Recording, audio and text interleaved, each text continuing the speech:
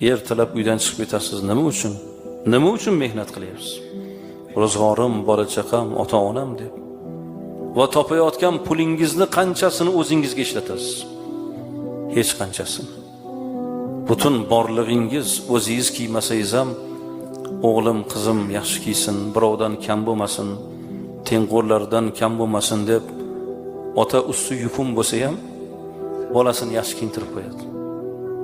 Men ishonaman-da, mana shu yerda o'tirgan akalar bor-ku, siz pul topayapsiz, lekin o'zingizga qancha sarf qilsangiz, sizdan ayolingiz o'ziga ko'p sarf qiladi, to'g'rimi? Sizdan ko'proq kiyimga pul sarf qiladi. O'zi uchun erkak kishidan ayol kishi ko'proq pul sarf qiladi. Lekin shu pulni siz topayapsiz. Shuning uchun do'stlaringiz orasida, tengqurlaringiz orasida usti yupun bir